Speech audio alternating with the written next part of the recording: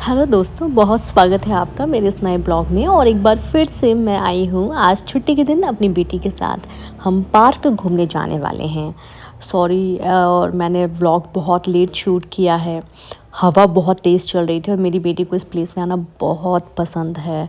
जैसा कि आप सभी को मालूम है कि मैं ऑलरेडी एक न्यूज़ एंकर हूँ और इसके साथ साथ मैं अपनी डॉटर भी संभाल रही हूँ। मेरे साथ मेरी मदर इन लॉ रहती हैं जिनका मैं ख्याल रखती हूँ। और आप ये देखिए, मेरी डॉटर बहुत शैतान होती जा रही है। मेरी कोशिश होती है कि मैं उसे ज़्यादा से ज़्यादा टाइम दूँ, क्योंकि मेरी बेटी मेरे बिना 1.5 साल की हो गई है। जी हाँ, वो अपनी दादी के साथ रहती है, दादी के साथ पार्क जाती है। मैं उसे बहुत टाइम नहीं दे पाती हूँ, क्योंकि हमारी फील्ड में ना हम लोगों को टाइम की बहुत सारी बाउंडेशंस होती हैं। 24/7 मीडिया वर्क होता है और इसके चलते ख़ुद का ख्याल रख पाना मुश्किल हो जा रहा है। देखिए, जैसे जैसे आप शुरुआत करते हैं ना मीडिया फील्ड में एज एन एंकर काम करने की, इस दौरान जब तक आप बैचलर हैं तब तक तो आप बहुत अच्छे से काम करेंगे। लेकिन जैसे जैसे आपकी लाइफ आगे बढ़ेगी, आप शादी करेंगे, आपके बच्चे होंगे, तो उस दौरान आपको मुश्किलों का सामना करना पड़ेगा। मैं बहुत ब्लेस्ड फील करती हूँ, क्योंकि मेरी सासू माँ मेरे साथ थी और उन्होंने मेरी बेटी का बहुत ख्याल रखा। लेकिन अब मेरी बेटी बड़ी हो रही है और मेरी बेटी को मेरी ज़रूरत महसूस होती है। मुझे ऐसा महसूस होता है कि उसे लगता है कि मैं उसके साथ ज़्यादातर रहूं, क्योंकि आप शायद इस बात के लिए बहुत बुरा मानेंगे कि मैं मेरी बेटी के साथ रात में भी नहीं सो पाती हूँ। इसका बहुत बड़ा बेसिक कारण है। दरअसल मैं सुबह ऑफिस जाती हूँ, सुबह 4 बजे मेरा अलार्म बजता है, जिससे मेरी डॉटर की नींद ख़राब होती है और इस कारण से मैंने उसे उसकी दादी के साथ सुलाना शुरू कर दिया। मैं रात में बहुत सारे काम करके लेट सोती थी ताकि मैं सुबह जल्दी उठूँ और मुझे कम काम पड़े, और इसके चलते मेरी बेटी कहीं ना कहीं मुझसे दूर हो रही थी। 1.5 साल बाद जब वो मेरे लिए रोने लगी, तड़पने लगी, तब मुझे ऐसा महसूस हुआ कि शायद मैं मेरी बेटी के साथ गलत कर रही हूँ। और उस दिन से मैंने ये ठान लिया कि अब मैं उसे ज़्यादा से ज़्यादा टाइम दूँगी। और अब जब मेरी छुट्टी होती है, यानी कि जो वीक ऑफ होते हैं, उसमें मैं पूरी कोशिश करती हूँ कि मैं मेरी डॉटर के साथ टाइम बिताऊँ।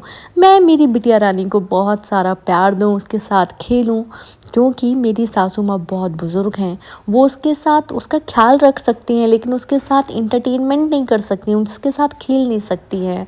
और शायद मुझे ऐसा लग रहा था, क्योंकि उसके पापा भी नहीं हैं उसके साथ और मदर बस यहाँ पर हैं, तो उसे संभालना हम सबकी ज़िम्मेदारी है। और इसलिए मैंने सोचा है कि मैं मेरी बेटी को छुट्टी वाले दिन ज़्यादा से ज़्यादा टाइम दूँगी। और यही कारण है कि मैंने मेरी बेटी का ख्याल रखने के लिए कुछ बहुत बड़े फ़ैसले लिए हैं। हालांकि मेरे ऑफ़िस में बहुत ही कोऑपरेटिव लोग हैं, जिनसे मैंने कह रखा था कि मुझे मेरी डॉटर को टाइम देना है। देखिए, मैं सुबह मॉर्निंग 6:30 o'clock चली जाती थी ऑफ़िस, मतलब पहुंच जाती थी। 7 बजे का पहला बुलेटिन होता था। एज़ अ न्यू मदर मुझे बहुत मुश्किल हो रहा था सब कुछ मैनेज करना, लेकिन फिर भी मैं इस लालच में थी कि 3 बजे के बाद मैं घर जाऊंगी, मैं मेरी बेटी को टाइम दूंगी। लेकिन मैं टाइम नहीं दे पा रही थी। इसका बहुत बड़ा कारण ये है क्योंकि मैं सुबह 4 बजे उठती थी, सारे काम करके ऑफिस जाती थी, और जब मैं लौट कर आती थी तो मैं बहुत थक जाती थी और उस दौरान मैं काम नहीं कर पाती थी। ना मैं अपनी बेटी को टाइम देती थी। 10-15 मिनट उससे प्यार करती थी और फिर सो जाती थी। मम्मी उसे पार्क लेके चली जाती थी। लेकिन अब जैसे जैसे वो बड़ी हो रही है, उसे ये महसूस होता है कि मेरी माँ मेरे साथ चले, मेरे साथ खेले, मुझे टाइम दे, मुझे गोद उठाए, मुझे प्यार करे। लेकिन अब 1.5 साल बाद मुझे महसूस हुआ है कि मेरी बेटी बड़ी हो गई है और अब उसे मेरी बहुत ज़्यादा ज़रूरत है। यही कारण है कि मैं एज़ अ मदर अपने आप को कहीं ना कहीं बहुत गिल्ट महसूस करती हूँ कि मैंने उसके 1.5 साल कह सकते हैं पापा उसके साथ में नहीं थे, लेकिन माँ भी उसके साथ में नहीं थी। उसकी दादी ने उसे पाला पोसा। फ़िलहाल शाम का टाइम था, हम पार्क से घूम कर आ गए थे और मैं रोटी बना रही थी, मैं चाय बना रही थी ताकि मैं मम्मी को चाय पिला सकूं, और उसके बाद में रोटी की तैयारी। ये बैगन है, छोटे वाले बैगन, साउथ स्टाइल में मुझे मूंगफली की पेस्ट के साथ बैगन की सब्ज़ी बनाना था, उसकी तैयारी भी मैं कर रही थी। और जिस दिन मेरी छुट्टी होती है उस दिन भरपूर कोशिश होती है कि सासू माँ को भी थोड़ा सा रिलीफ़ दिया जाए, वो भी थोड़ा आराम से रहें। क्योंकि मुझे ऐसा लगता है अब कि घर के पूरे काम करना, ऑफ़िस के पूरे काम करना या फिर एक बच्चे को संभालना सब कुछ आसान है, लेकिन एक बच्चे को संभालना बहुत मुश्किल है, बहुत मुश्किल है गाइज़। पता नहीं कैसे पहले के समय में लोग 3-3 4-4 बच्चों को संभाल लेते थे, और आजकल के तो एक बच्चे ही बहुत मुश्किलों से संभाले जा रहे हैं। फ़िलहाल मैं यहाँ पर चाय बना रही थी। अभी मुझे बहुत ज़्यादा ये समझ में नहीं आता है कि कंटेंट में क्या देना चाहिए, क्योंकि मेरे पास अभी टाइम भी नहीं है और मेरे पास अभी बहुत ज़्यादा एडिटिंग के जो सॉफ्टवेयर हैं या लैपटॉप है या बहुत सारी चीज़ें अभी नहीं हैं हमारे पास। लेकिन हाँ, मेरी भरपूर कोशिश है कि एज़ अ वीडियो क्वालिटी और कंटेंट मैं क्रिएट करूँगी धीरे धीरे। मुझे ऐसा लगता है कि पहले यूट्यूब फैमिली मेरे बारे में जान ले, मेरी लाइफ के बारे में जान ले, तब थोड़ा सा इंटरेस्ट ज़्यादा बढ़ता है कि आगे क्या कुछ होने वाला है। फ़िलहाल तो मैं बहुत ही एक मीडियम लाइफ जी रही हूँ। जी हाँ, मैं एक एंकर होने के बाद भी मीडियम लाइफ जी रही हूँ और मेरी लाइफ में बहुत ज़्यादा कुछ खास नहीं है। मैं मेरी बेटी को संभालती हूँ, मेरी सासू माँ के साथ रहती हूँ, मैं नोएडा में रहती हूँ और मैं ऑफिस जाती हूँ। इसके अलावा मेरे जीवन में ज़्यादा कुछ नहीं बचा है। शाम को रोटियाँ बना रही थी, रोटी बनाती हूँ, अपनी सासू माँ को रोटी खिलाती हूँ और उसके बाद फिर मैं भी बैठ के खा लेती हूँ। तो देखिए, मैंने पहले ही आप लोग को बोला कि एक जो एंकर की लाइफ होती है ना, न्यूज़ एंकर की लाइफ, वो बहुत अच्छी भी होती है। शुरुआत में बहुत अच्छा सब कुछ लगता है, लेकिन फिर एक टाइम के बाद थोड़ी सी मुश्किलें आने लगती हैं। इंसान थोड़ा सा परेशान होने लगता है, और जैसे जैसे ख़ास तौर पर फीमेल्स के लिए मैं बात कर रही हूँ, जिम्मेदारियाँ बढ़ती हैं, वैसे वैसे लाइफ के स्ट्रगल्स और ज़्यादा बढ़ जाते हैं। इन्हें कैसे मैनेज करना है ये आपके ऊपर डिपेंड करता है। लेकिन कई बार हमें अपने सपनों को थोड़ा सा साइडलाइन करना होता है। मैं 2011 से इस फील्ड में काम कर रही हूँ। अब तक मुझे कुछ बहुत बेहतर कर लेना चाहिए था, लेकिन मेरी शादी के बाद से मैं थोड़ा कम रह गई। मैंने एक ही जगह बने रहने का चुना, क्योंकि मैं बहुत कंफर्ट जोन में थी। मैं मेरी पसंद की शिफ्ट ले लेती हूँ, मेरी पसंद की शिफ्ट आ जाती हैं। इस वजह से भी मैंने एक ही ऑफिस में बने रहने का ठाना, और मेरा ऑफिस मीडिया लाइन में one of the best organisation है, और यहाँ पर न्यूली मदर्स के लिए, प्रेग्नेंट वुमेंस के लिए बहुत सारी सुविधाएं हैं, और इसके लिए तो वाकई में मैं तहे दिल से अपने ऑफिस का शुक्रिया अदा करूँगी।